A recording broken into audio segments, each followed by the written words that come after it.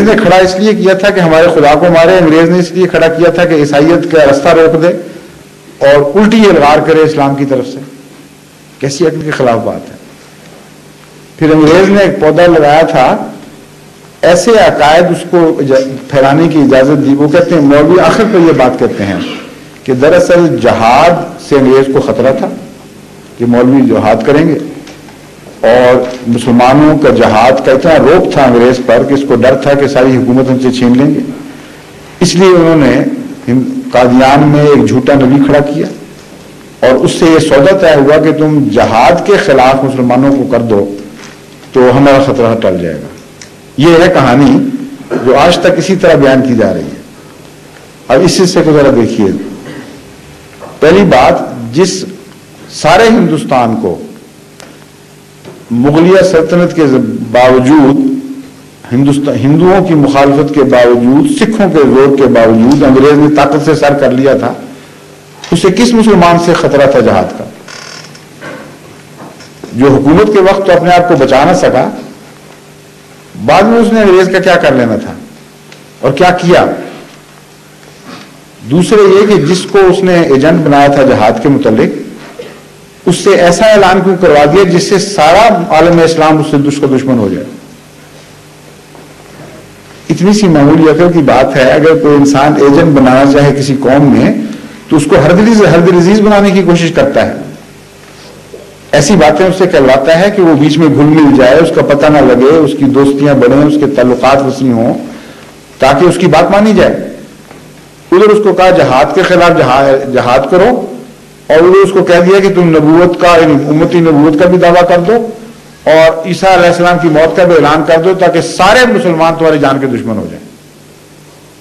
یہ انگریز کی عجیب سکیم ہے.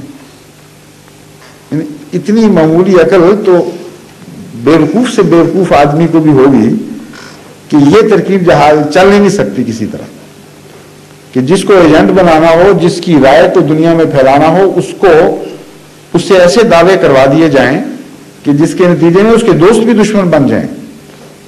چنانچہ حضرت مسیح موعود علیہ الصلوۃ والسلام کی زندگی کا تو ایک ایک لمحہ اس الزام کو جھٹلا رہا ہے. صرف آنکھیں ہونی چاہیے کھلی، معمولی سی فہم ہو تو انسان کو سمجھ آ جاتا ہے.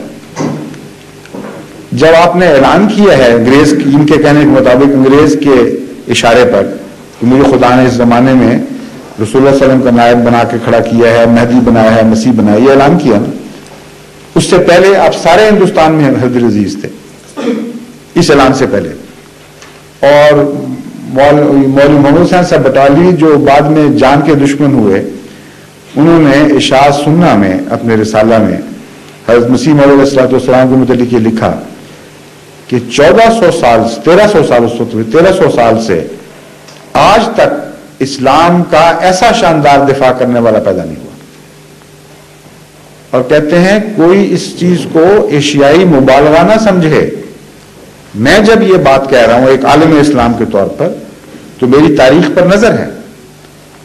آگے تفصیل بیان کرتے ہیں کہ کیا کیا اسلام کے لیے انہوں نے جہاد کیا ہے، کس کس جہت میں جہاد کیا ہے. کہتے ہیں اگر کوئی میرے بات کو مبالغہ سمجھتا ہے تو لا کے دکھائے کوئی ثانی مرزا غلام احمد کا کہ اس سے زیادہ اس نے ہر جہت میں اسلام کی خدمت کی. ان کی زمین میں گزشتہ سارے اولیاء موجود تھے، مجددین تھے. مولوی محمد حسین بٹالی کو پتہ نہیں تھا کہ کون کون بڑے بزرگ گزر چکے ہیں. اور جب آپ نے کہا کہ مسیح فوت ہو گئے ہیں تو عیسائیوں سے بڑھ کر دشمنی ان مولویوں نے کی. انگریز نے عجیب پودا لگایا ہے کہ پودا لگاتے ہی اس کی بیخ کنی کے مکمل انتظام کر لیا، اور جو ان کے مخالف تھے ان کے لیے ہندوستان میں جامعہ قائم کیا اور دیوبند کے نام پر ایک تحریک چلائی جس کا سارا خرچہ انگریزی حکومت دیتی تھی، جس کا افتتاح لیفٹیننٹ جنرل بہادر یوپی نے کیا، اور جس کے وظیفہ خار تھے یہ سارے مولوی جو جماعت احمدیہ کی مخالفت کے لیے اس وقت سے آج تک وقف ہے. عجیب پودا لگایا. سعودی عرب کی حکومت کو قائم کیا. یعنی یہ اس فیکٹ کا کون انکار کر سکتا ہے؟ الزام نہیں. تو آج آپ کسی لائبریری میں ان کی چلی جائیں، وہاں سے ڈاکومنٹس نکال کے دیکھیں کہ پرنس عبدالعزیز کو کون وہاں لانے والا تھا، کیا معاہدہ ہوا تھا ان کا.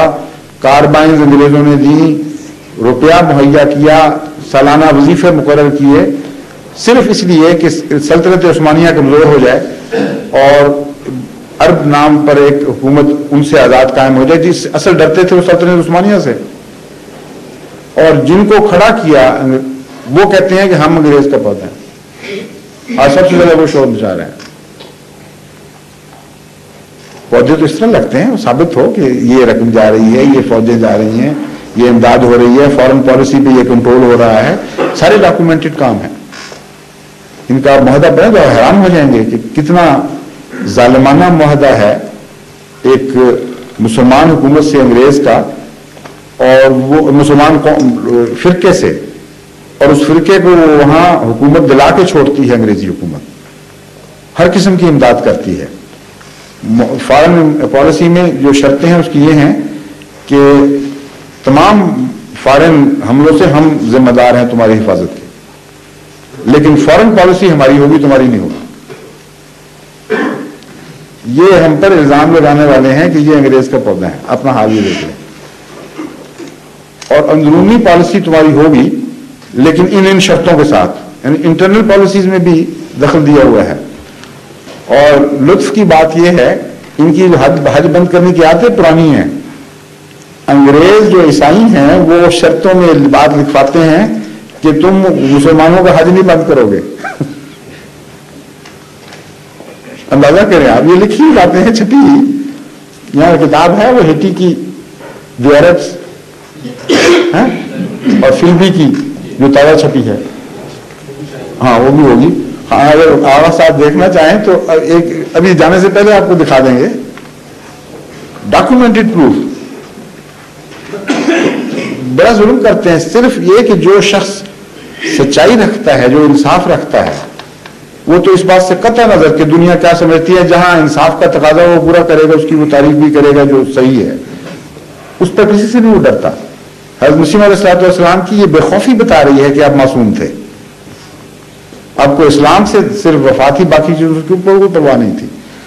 دنیا کے شہرت کے لیے آپ نے نہ اپنا کبھی مسلک بدلا, نہ اسے کبھی چھپایا, نہ پرواہ کی کہ کوئی اس سے کیا کہتا ہے. یہ انتہائی جرأت مندانہ فعل ہے. یہ ان کو نظر نہیں آتا ان دنیا داروں کو.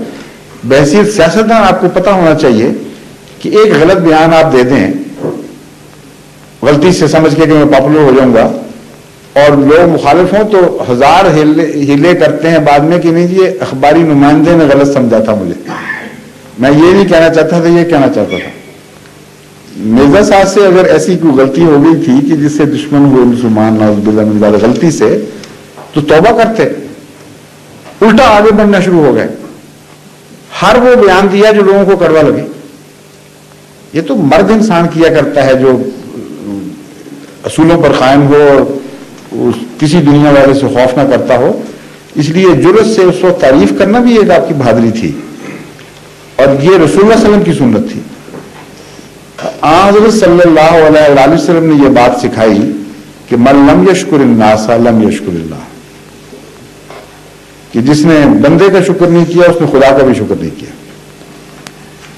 آپ کا شکر مندی کا جذبہ ایسا عظیم الشان تھا حضرت صلی اللہ علیہ وسلم کا کہ ایک جنگ کے موقع پر فتح مکہ کے بعد جب قیدی آئے تو ان میں حاتم کی قوم کے قیدی بھی تھے, حاتم کی بیٹی بھی تھی. حضرت صلی اللہ علیہ وسلم نے